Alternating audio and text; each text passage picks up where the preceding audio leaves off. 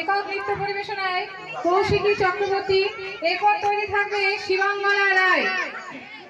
ভেসে যাব শুধু কুসুমের মধু করিব পান, মলয় বাতাসে ভেসে যাব শুধু কুসুমের মধু।